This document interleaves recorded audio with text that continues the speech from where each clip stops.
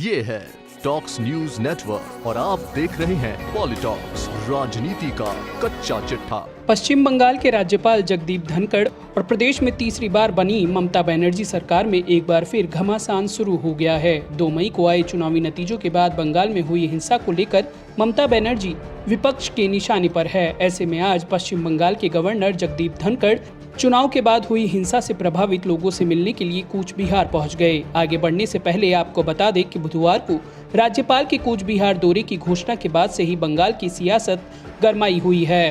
राज्यपाल जगदीप धनखड़ ने चुनाव के दौरान और इसके बाद हिंसाग्रस्त रहे कूच बिहार जाने का ऐलान किया तो ममता सरकार को ये नागवार गुजरा। मुख्यमंत्री ममता बनर्जी ने राज्यपाल के दौरे को नियमों और प्रोटोकॉल के खिलाफ बताया तो धनखड़ ने आपत्तियों को दरकिनार करते हुए कहा कि वह अपना काम कर रहे हैं। आपको बता दें, कूच बिहार में 10 अप्रैल को मतदान के बीच सीआईएसएफ की गोलीबारी में 4 ग्रामीण मारे गए थे। आज यानी गुरुवार को जगदीप धनखड़ ने कूच बिहार पहुंचते ही कहा कि मेरा कर्तव्य है कि मैं संविधान की रक्षा और उसे बनाए रखने और लागू करवाने के प्रयास करूं।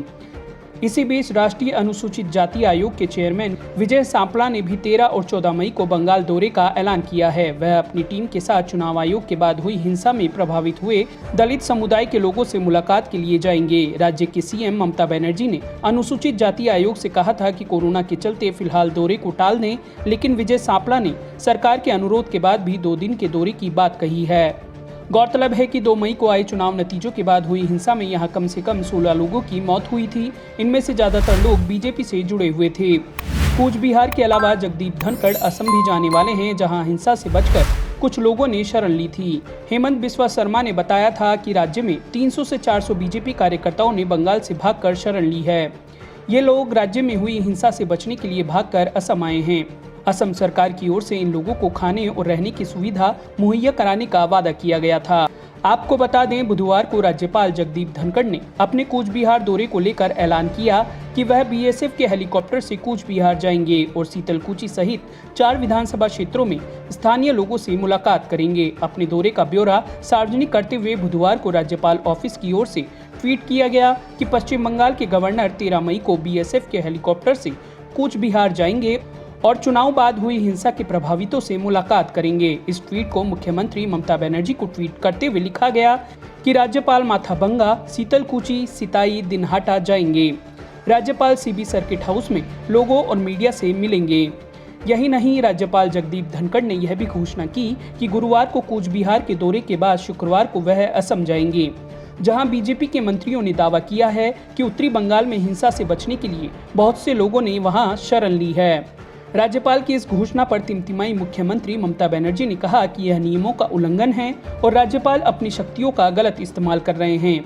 बुधवार शाम को ही मुख्यमंत्री ममता बनर्जी ने धनखड़ को लेटर लिखा और नियमों प्रावधानों का हवाला देते हुए उनके दौरे पर आपत्ति जताई। ममता ने लिखा, मुझे सोशल मीडिया से पता चला है कि आप 13 मई को कूच बिहार जा रहे हैं।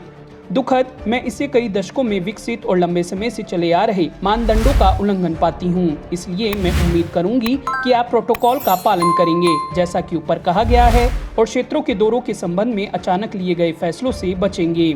मुख्यमंत्री ममता बनर्जी ने पश्चिम बंगाल के गृह मंत्रालय की ओर से 1990 में बनाए गए प्रोटोकॉल्स का हवाला दिया। मुख्यमंत्री ने राज्य सरकार के गृह विभाग की प्रोटोकॉल नियमावली का संदर्भ दिया, जिसके अनुसार राज्यपाल के दौरों को सरकार से आदेश लेने के बाद राज्यपाल के सचिव द्वारा अंतिम रूप दिया जाता है। ममता बनर्जी ने राज्यपाल की ओर से पुलिस अधिकारियों और नौकरशाहों से चुनाव बाद हिंसा पर रिपोर्ट मांगे जाने पर भी आपत्ति जताई। उन्होंने 26 सितंबर 2020 को लिखे लेटर का जिक्र करते हुए कहा कि मुख्यमंत्री और मंत्रियों को दरकिनार करते हुए सीधे अधिकारियों को निर्देश न दिया जाए। सीएम ममता बनर्जी ने एक बार फिर राज्यपाल को ऐसा न करने की सलाह दी। मुख्यमंत्री ममता बनर्जी के पत्र का जवाब देते हुए राज्यपाल जगदीप धनखड़ ने कहा कि वह अपनी ड्यूटी अदा कर रहे हैं, जो संविधान में निर्धारित की गई है। इसके साथ ही धनखड़ ने सीएम ममता बनर्जी को भी संविधान की शपथ को मानने की नसीहत दे डाली। बुधवार रात करीब 8:30 बजे राज्यपाल ने 2 ट्वीट करते हुए ममता बनर्जी के खत का जवाब दिया। उन्होंने लिखा, ममता बनर्जी को उत्तर देते हुए उनसे अपील है कि अपने रुख पर फिर से गौर करें और उस संविधान के प्रति प्रतिबद्ध रहें जिसके शपथ से वह ऐसा करने को बाध्य हैं। यह समय लोगों के संकट के समाधान का है जिनका वह सामना कर रहे हैं। उन्हें मैंने संवैधानिक मापदंडों के भीतर मेरे पूर्ण सहयोग का आश्वासन दिया।